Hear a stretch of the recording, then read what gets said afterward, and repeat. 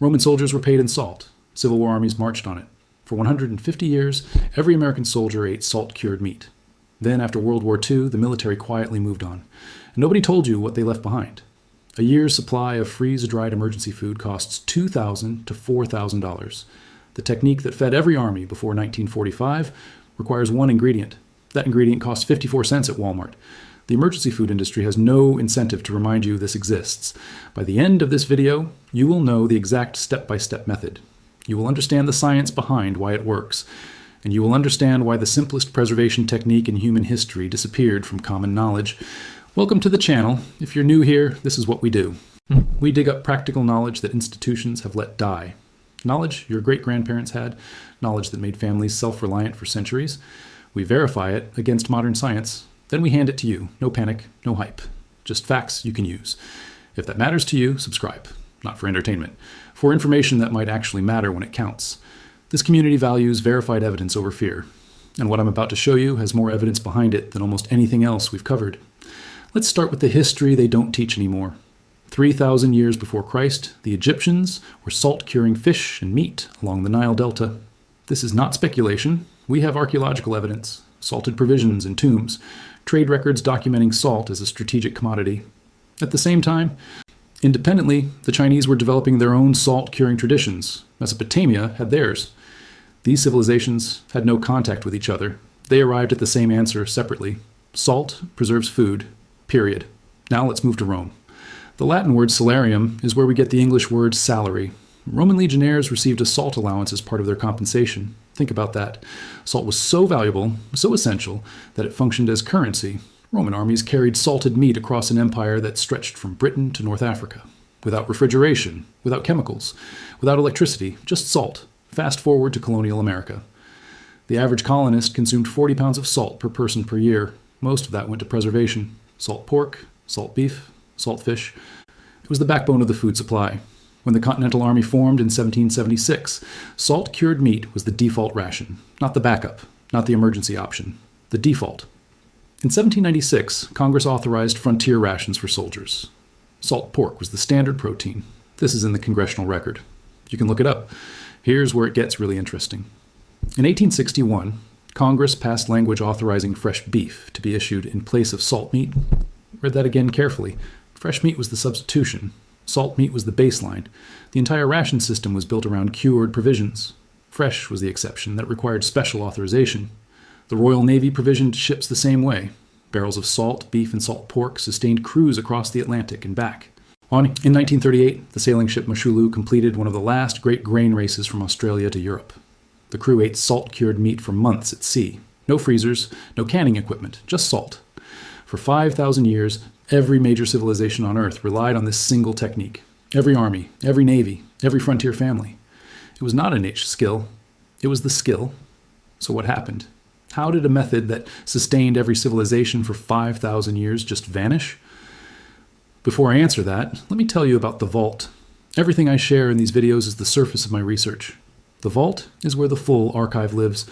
Historical source documents, additional preservation methods beyond what I can fit in a single video. Printable step-by-step guides with exact measurements. Troubleshooting references, no fluff, no filler. Just the deep library behind every topic we cover. The link is in the description. But stay right here, because this video gives you everything you need to actually do this. The vault is for people who want to go deeper.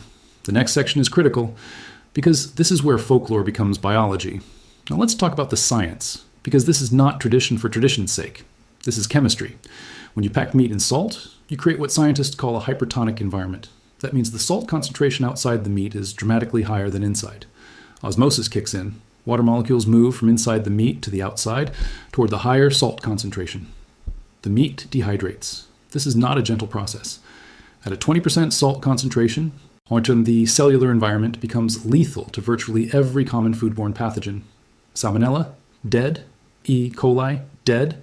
Staphylococcus aureus, dead. Food scientists measure safety using something called water activity. It's written as AW. Fresh meat has a water activity around 0.99. Bacteria thrive in that range. The magic number is 0.85. Below a water activity of 0.85, the overwhelming majority of dangerous bacteria simply cannot reproduce. Properly salt-cured meat drops well below that threshold. That is why it lasts. But salt does more than just pull water out. It disrupts the bacterial cell membranes directly. The sodium and chloride ions interfere with enzymatic function inside microbial cells. It is a dual action system. Surface microbes are killed by direct contact with the salt concentration. Interior tissue is preserved by progressive dehydration. Now here is something most people misunderstand. During the curing process, enzymes naturally present in the meat begin breaking down proteins. This is not spoilage. This is the process working correctly. This enzymatic breakdown is what creates the complex flavor profiles of prosciutto, of Iberian jamon, of Appalachian country ham. These are not foods that survive despite the curing process. They are foods that exist because of it. This is not a theory. This is the same mechanism that makes beef jerky shelf-stable, the same mechanism that makes Parma ham safe to eat after hanging for 2 years. The science was settled before your grandparents were born. So if the science is this clear and the history is this long, why does a year's worth of emergency food still cost $3,000? Let's follow the money. The emergency preparedness food market is a multi-billion-dollar industry. Companies like Mountain House, Augustin Farms, and My Patriot Supply sell freeze-dried meal kits for $2,000 to $4,000 per year's supply. Their business model depends on one thing: you buying more. Those meals have a shelf life. You rotate stock. You reorder. Recurring revenue. Now consider the alternative. 5 pounds of meat, a box of salt. Total cost for the salt, about 33 cents per pound of meat cured. You cannot build a publicly traded company on 33 cents. You cannot run quarterly earnings calls on a 54-cent box of salt from Walmart. And it goes deeper than emergency food. Think about your refrigerator. That appliance costs $150 to $2,000 to purchase. Then it runs on electricity every single day. If the grid goes down, everything in it spoils. Your freezer is the same. A home freeze dryer from Harvest Right costs $2,000 to $5,000.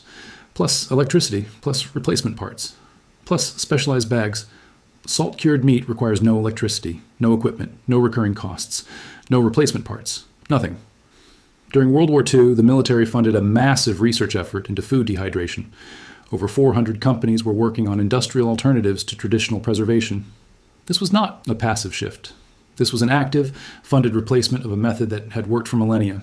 The new methods required factories, equipment, supply chains, packaging, distribution networks. The old method required salt. None of this means there's a conspiracy, but it does mean nobody is spending marketing dollars to remind you that salt works. You cannot patent sodium chloride. It is a naturally occurring mineral compound. No intellectual property protection is possible, no brand premium, no subscription model, no investor pitch. The financial incentive to promote this knowledge is exactly zero. If this kind of practical, verified information is useful to you, share it with someone who needs it. Hit subscribe if you want to keep seeing this work. We have a lot more to cover. And the next section is one you need to hear before you start.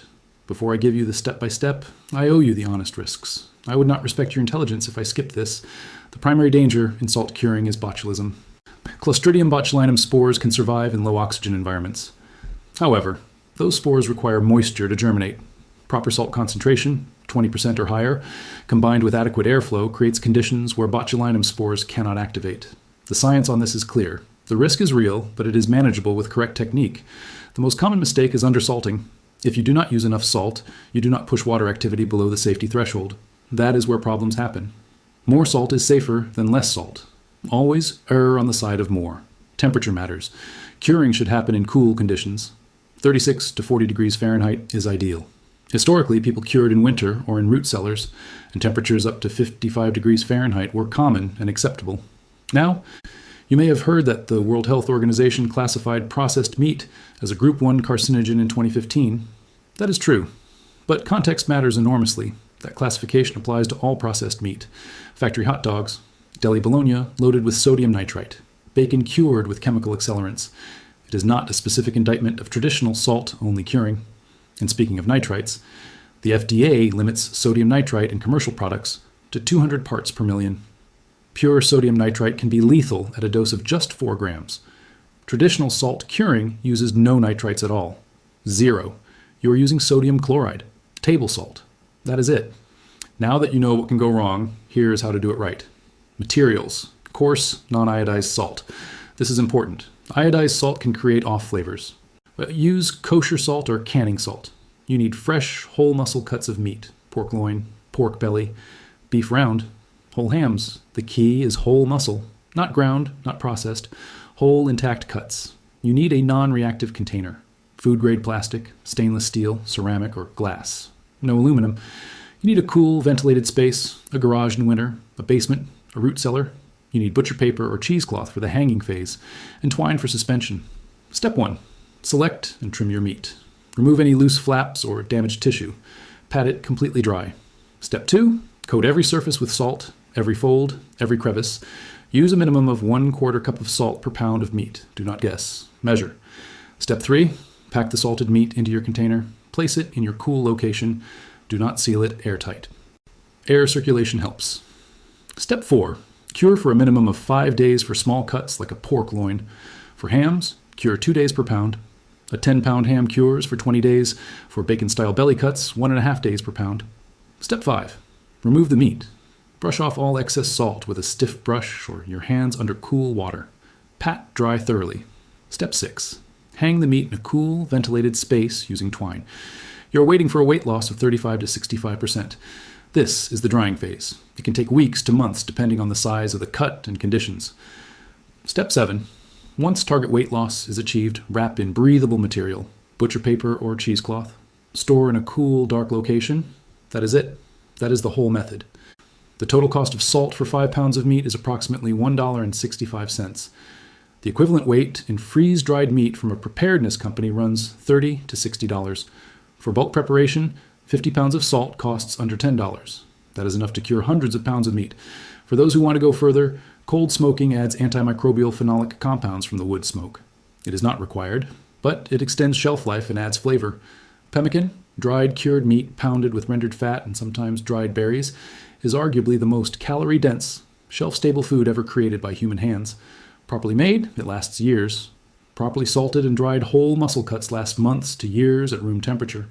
Heavily salted, fully dried cuts in optimal cool and dry conditions have been documented lasting 5 or more years.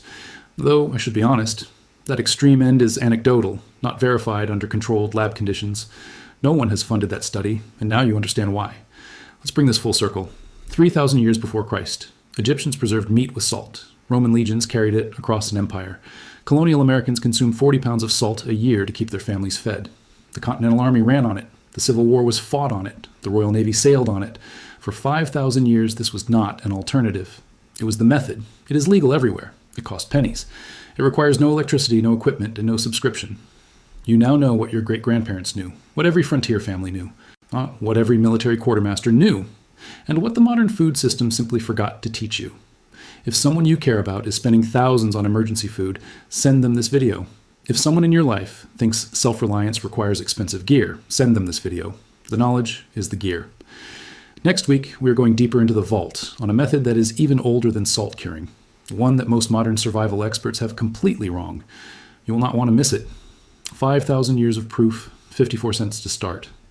The only thing that was ever missing was the knowledge. Now you have it.